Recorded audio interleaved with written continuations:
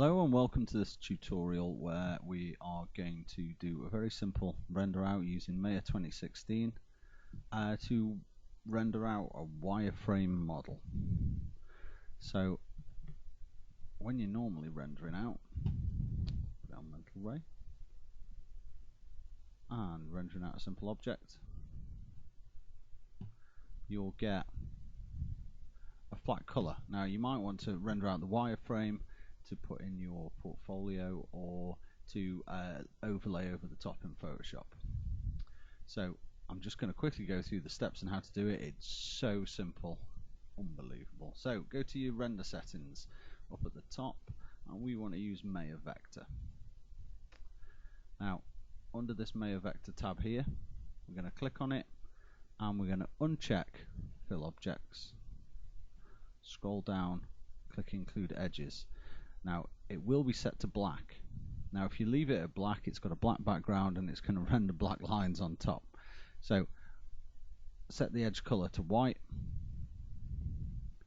and click render, and there you have it, a white line render.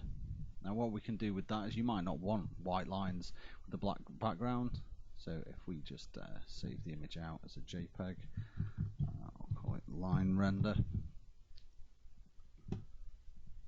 Save that quite easily. If I go back and I'll do a quick mental ray render to show you the overlay in Photoshop. We're going to then take it into Photoshop and we're going to invert the colors. So I'll save this one as well on the desktop. Call it grey render, and then what I'm going to do is go into Photoshop and open desktop. I'm going to open that grey render. There we are. I'm going to open that, and then I'm going to go File and Place. I'm going to place over the top of that the line render that I created. Here it is. So it's placed over the top. Now all I'm going to do is go up to Image, Adjustments, and invert. Now it's not allowing me to invert because if you have a look down here, it's got the special little icon next to it, which means it's a smart object. So I need to right click on the layer, rasterize it, and then go Image, Adjustments, and invert, and I get black lines on a white background.